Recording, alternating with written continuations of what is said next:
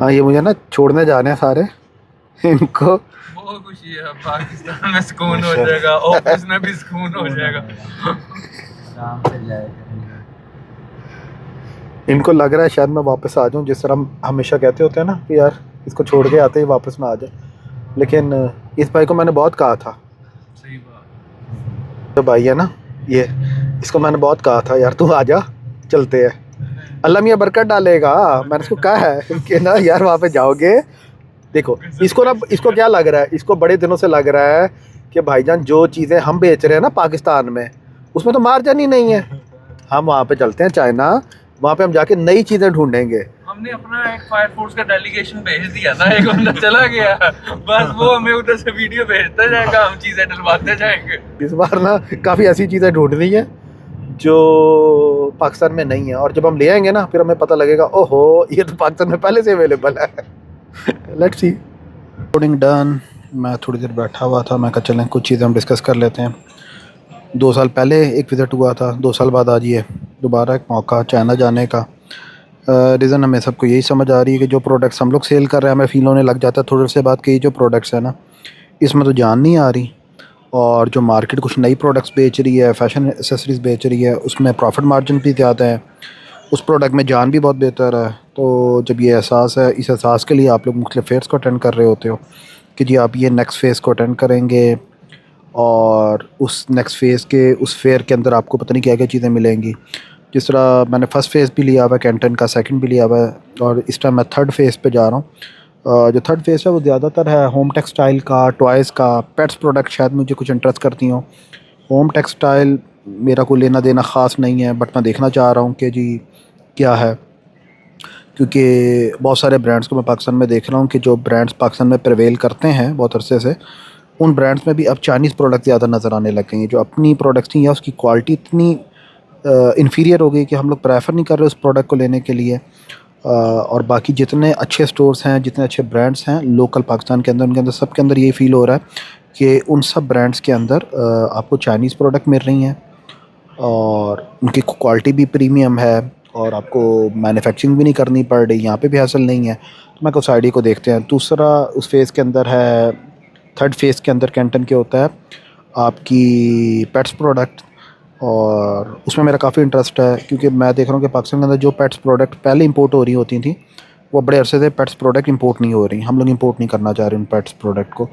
और वो जो इंग्लैंड की, वो जो पेट्स प्रोडक्ट इंग्लैंड की या दूसरे ऑरिजिन से आ रही होती थी उनको हम इंपोर्ट नहीं कर रहे। तो जो चाइनीज़ प्रोडक्ट है मुझे लगता है वो क्वालिटी वाइज भी उनसे इन्फीरियर होंगी, और कॉस्ट वाइज थोड़ी सी चीप होंगी, क्योंकि कुछ एरा के अंदर जिस तरह हमारे यहाँ प्राइसेस डाउन हुई हैं बड्स की प्राइसेस में, तो लोगों को फ़ील होने लग गया कि यार कौन सी चीज़ें यूज़ करें। वो पाकिस्तान मैन्युफैक्चर सॉल्ट यूज़ करने लग गए, मेडिकेशन, और वो मेडिकेशन भी पाकिस्तान में अवेलेबल नहीं है। कई बार जिक्र कर चुका हूँ, जिस समय बायोटिन ढूंढ रहा होता था तो बायोटिन नहीं मुझे मिल रही है ही नहीं, ओके नेक्टॉन की शायद आती थी, वो अब अवेलेबल नहीं है। कैल्शियम है वो पोल्ट्री के ज़्यादा हैं, उसके अंदर मुझे फ़ील होता है कि उनकी क्वालिटी गुड नहीं है। तो ये तो रिगार्डिंग टू पेट्स है जो मेरी हॉबी का हिस्सा है। दूसरा जो मेरी हॉबी है एक्वापॉनिक्स और एक्वेरियम, इनके अंदर मुझे कोई बहुत ज़्यादा चेंजिंग नज़र नहीं आ रही। वही शीशे के गिलास हैं स्ट्रेट वे बने हुए, उन्हीं शीशे के गिलास को बार बार यूज़ कर रहे हैं हम लोग काफ़ी अरसे से। और मुझे लगता है कि यार मैंने कई चीज़ें अली बाबा से देखी हैं या अली एक्सप्रेस से ऑर्डर की हैं, छोटी छोटी एसेसरीज़, वो मुझे बड़ी फ़ैसिनेटिंग लगी हैं, और मुझे लगता है कि यार ये जो थर्ड फेज़ है इसके अंदर मुझे शायद वो सारी प्रोडक्ट्स दोबारा मिल जाएंगी। होम टेक्सटाइल और गारमेंट्स को मैं देखना चाह रहा हूँ कि जो पाकिस्तान पूरी मार्केट भर चुकी है चाइनीज़ प्रोडक्ट के साथ, और सबसे सस्ती प्रोडक्ट नज़र आ रही होती है, ब्रांड पे भी बहुत अच्छी जो क्वालिटी है वो नज़र नहीं आ रही होती, उसमें पता नहीं क्या गैप्स हैं। जैसे हम चाइना में अपनी प्रोडक्ट को फायर सेफ्टी को स्क्रॉल करने जाते होते थे तो हमें बाज़ का बहुत अच्छी प्रोडक्ट मिल जाती थी, तो बाज़ का हमें अच्छा सप्लायर ही नहीं मिल रहा होता था। मुझे लगता है शायद हर बिज़नेस के अंदर ये शायद हो कि कुछ प्रोडक्ट्स उनको अच्छी इजीली मिल जाती हैं, कुछ प्रोडक्ट इजीली नहीं मिल रही, स्क्रॉल आउट नहीं होता। चाइना के अंदर बहुत सारी प्रॉब्लम्स हैं, कम्युनिकेशन प्रॉब्लम बहुत बड़ा बैरियर है। जैसे हम कैंटन में जाते हैं, 2 साल पहले भी कम्युनिकेशन बैरियर था, अभी मेरे कुछ दोस्त फर्स्ट फेज़ में गए हैं, मैंने उनसे भी डिस्कशन हुई है, सेम कम्युनिकेशन बैरियर है। उनकी अपनी ऐप्स चलती हैं, वी चैट, अलीपे के थ्रू पेमेंट्स हो रही हैं, वो बात लोगों के लिए बड़े यूज़र फ्रेंडली नहीं है उनको पे करना।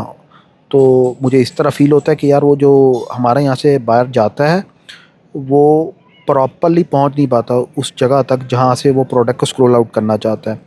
और हर किसी का अपना एक्सपीरियंस होता है प्रोडक्ट हंटिंग का। तो मुझे फ़ील होता है कि या तो प्रोडक्ट हंट नहीं हो पाती, या मार्केट का ट्रेंड ये है कि जो सबसे सस्ती प्रोडक्ट है वो लेके उस पर प्रॉफिट मेकिंग ईजी होती है। तो मैं कहा इस लास्ट सेगमेंट को भी देखते हैं कि यार हम लोग क्या टेक्सटाइल के अंदर यही प्रॉब्लम, क्योंकि मैं अक्सर जब चाइना गया हूँ तो मैंने जब शॉपिंग किया तो यार बड़े ये नहीं होता कि मैं इंटरनेशनल ब्रांड्स की शॉपिंग कर रहा होता हूँ, नॉर्मल चाइनीज़ ब्रांड्स की शॉपिंग कर रहा होता हूँ। बट जो वो चाइनीज़ ब्रांड होंगे, वो चाइनीज़ वो मैन्युफैक्चर प्रोडक्ट नहीं होगी जो बिल्कुल ही लोकल उनकी मैन्युफैक्चरिंग हो रही है, जो एक्सपोर्ट वो कर रहे होंगे। ब्रांडेड उनकी जो प्रोडक्ट होंगी, मैं तो कहता हूँ उनकी क्या ज़बरदस्त क्वालिटी होती थी। तो मैं कहा इस सेगमेंट को भी थोड़ा सा हिट करके देखते हैं कि क्या हमारे वो मार्केट टैप आउट नहीं कर पाते कि जिस मार्केट के अंदर वो सारी प्रोडक्ट अवेलेबल है। और अब गैप कहाँ पे है इसको एनालाइज करते हैं, देखते हैं कि यार हम लोग या ख़रीदना ही सस्ती चीज़ चाह रहे होते हैं क्योंकि हमारी मार्केट का पोटेंशियल नहीं हो रहा होता। जिस तरह मैं बेसिकली फायर सेफ्टी बिज़नेस में हूँ तो मुझे हमेशा से लगता है कि फायर सेफ्टी की जो चाइनीज़ प्रोडक्ट हैं वो इतनी अप टू द मार्क नहीं लाते। इवन दैट जो इंटरनेशनल ब्रांड है, यूई के ब्रांड है, उनकी प्रोडक्ट की बहुत सारी मैन्युफैक्चरिंग चाइना में होती होगी, बट वो सारे ब्रांड्स यहाँ पे सेल आउट हो रहे होते हैं। उसकी रीज़न ये है कि उनकी क्वालिटी बड़ी प्रीमियम होती है। और जो हम पाकिस्तानी ब्रांड्स, जो पाकिस्तानी ब्रांड्स तो नहीं हम बना पा रहे, वो जो हम चाइनीज़ प्रोडक्ट लेके आ रहे हैं उसकी क्वालिटी बड़ी इन्फीरियर है, या हम लोग उसी दौड़ में लगे हुए हैं कि यार सस्ती चीज़ लाओ, सस्ती चीज़ लाओ, क्योंकि कस्टमर पे नहीं करता। और यूई के जितने ब्रांड्स हैं फायर सेफ्टी के अंदर, कस्टमर सारा उनको premium more than double price भी पे करने पे एग्री है। तो हो सकता है कि हम लोग पाकिस्तान में अभी तक फायर सेफ्टी इंडस्ट्री के अंदर ब्रांडिंग सही तरह क्रिएट नहीं कर पाए। तो इस टाइम इस विज़िट में मैं 2 से 3 चाइनीज़ फायर सेफ्टी फैक्ट्रीज़ को फिर रहा हूँ। कैंटन के अंदर मैं होम टेक्सटाइल को थोड़ा सा स्क्रॉल आउट कर रहा हूँ, pets and pets related products को स्क्रॉल आउट कर रहा हूँ। एक्वापॉनिक्स मुझे बहुत पसंद है, एक नई फील्ड है और मुझे लग रहा है पाकिस्तान में कोई काम नहीं हो रहा उस पर, और जिससे पूरी दुनिया में फ़ील हो रहा है कि इवन दैट यार पाकिस्तान में मुझे कई बार फ़ील होता है जब आप सैलड बनाना चाह रहे हो तो आप सैलड के लिए जितने पत्ते लेके आ रहे हो सारे कड़वे हैं, उन पर इतनी स्प्रे हुई हैं और वो आप खा नहीं पा रहे। तो कुछ ऐसा ग्रोथ सिस्टम हम भी डेवलप कर सकते हैं जो घर के अंदर ही डेवलप हो रहा हो, जिसमें आप अपनी वेजिटेबल इजीली ग्रो कर रहे हो, सैलड के लीव्स आप इजीली ग्रो कर रहे हो और वो महंगे नहीं है। वो इस फेज़ के अंदर हैं कैंटन के, वो सारे मैं स्क्रॉल आउट करूँगा, वो देखूँगा। एक्वेरियम मेरी हॉबी है, एक्वेरियम से रिगार्डिंग जितनी प्रोडक्ट्स हैं अच्छी वो मैं स्क्रॉल आउट करने की कोशिश करूँगा। और लास्ट चीज़ टेरेरियम मेकिंग, उस पर थोड़ा सा वर्किंग करूँगा। डेकोरेशन की कुछ प्रोडक्ट्स होती हैं जिसमें आप लाइव प्लांट्स को लगाते हैं छोटे पॉट्स के अंदर और उसको आप कंसील कर देते हैं। उसमें आपको एयर की इतनी ज़रूरत नहीं होती, सिर्फ लाइट की ज़रूरत होती है, पानी की भी इतनी ज़रूरत नहीं होती। वो एक कॉन्सेप्ट है, मुझे बड़ा पसंद है। मैंने चाइना में कुछ फैक्ट्रियाँ ढूंढी हुई हैं जिनको जाके मिलूँगा और उन फैक्ट्रियों में जाके चेक करूँगा कि ये जो प्रोडक्ट है उसमें क्या जाना है। एक चीज़ और डिस्कस कर लेता हूँ, मेरे पास अभी काफ़ी टाइम है क्योंकि हम लोगों का आदत ही वही है कि 3 घंटे पहले एयरपोर्ट पे आके बैठ जाओ क्योंकि बाहर बहुत रश होना है और आपको बारी नहीं आनी।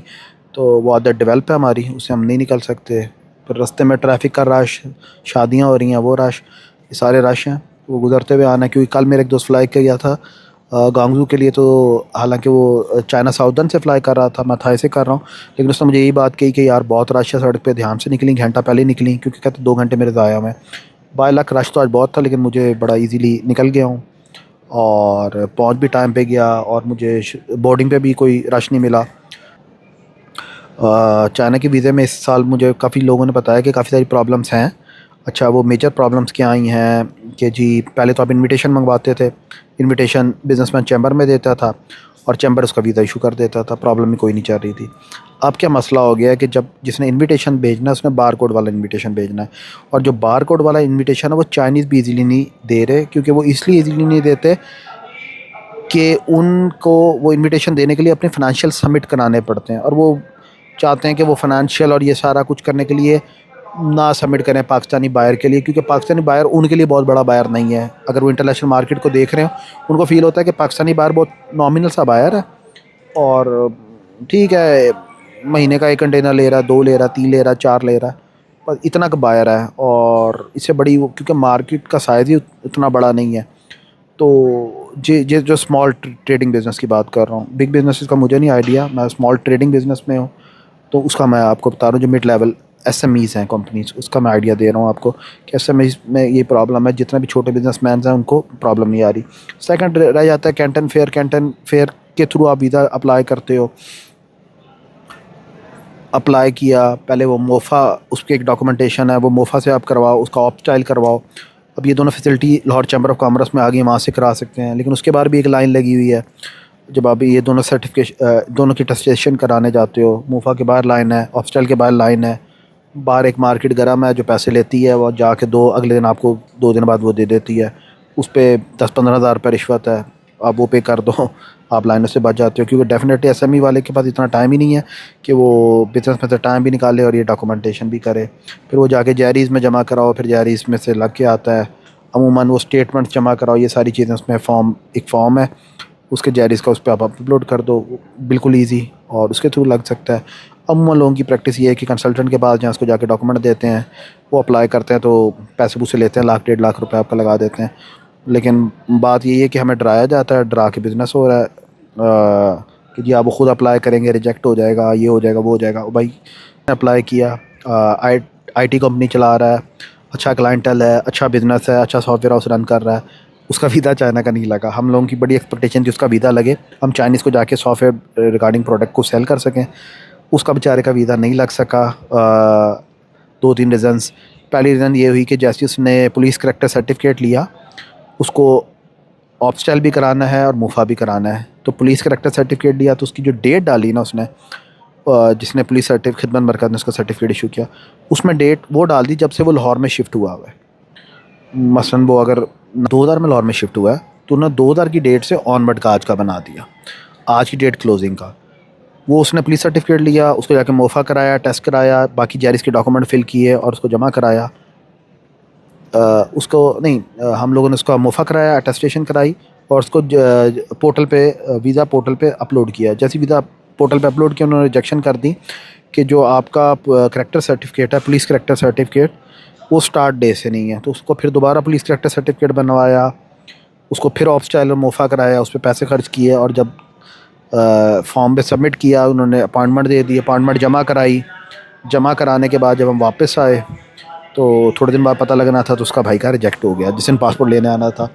अब रीज़न जो मुझे समझ आई, उसमें मेजर रीज़न ये है कि जिस तरह हमारा टेक आईटी सेक्टर है, इसमें अमूमन लोगों ने यूएसए में एलएलसी ओपन की हुई है, वो एलएलसी के थ्रू बिज़नेस कर रहे हैं, पेमेंट्स एलएलसी अकाउंट्स में ले रहे हैं, या किसी का कोई रिलेटिव उधर है तो उसके नाम पे अकाउंट खोला हुआ है, उसके अकाउंट पे वो वहाँ पे बिज़नेस हो रहा है, और वो पेमेंट जो है उसके अकाउंट में ट्रांसफ़र कर रही है। जो पाकिस्तान में सैलरीज मंगवानी होती है, वेस्टर्न यूनियन कर लिया, और बहुत सारे मोड हैं, उसके थ्रू ट्रांसफ़र किया और वो पे कर दिया।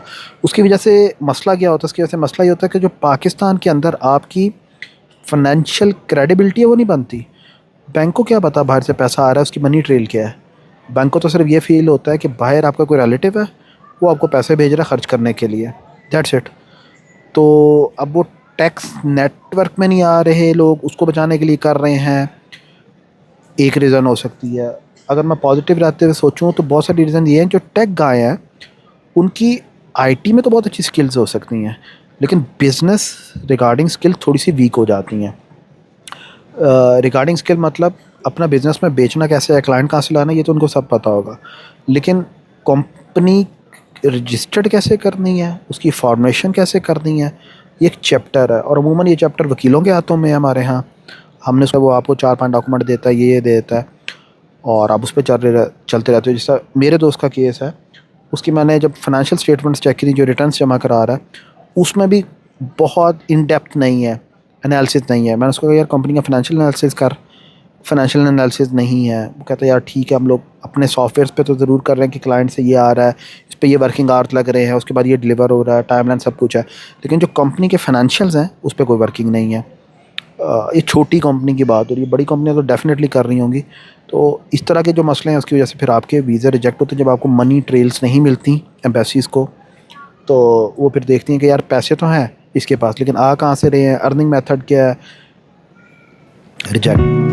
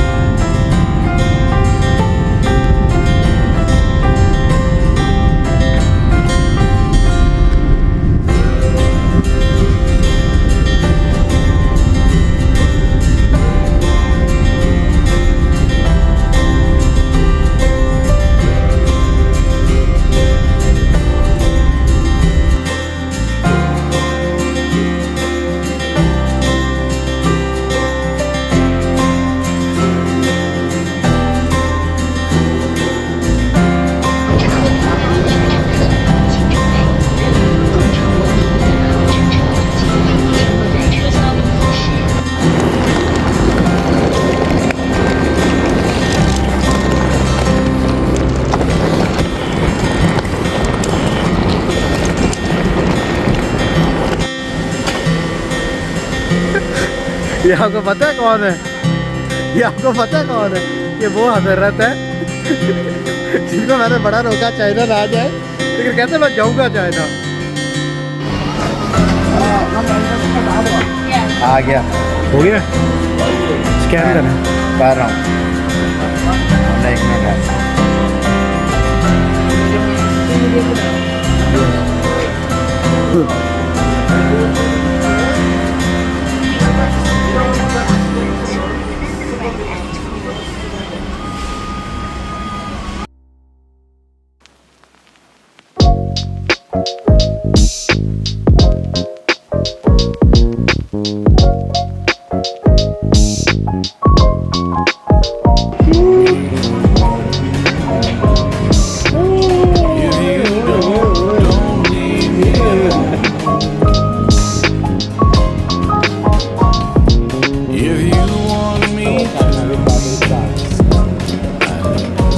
यार कितने मज़े के घर हैं यार, ये घर ही है ना किचन?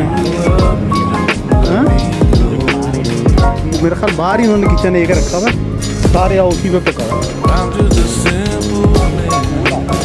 हाँ हॉस्टल टाइप है। What you see is just what I am.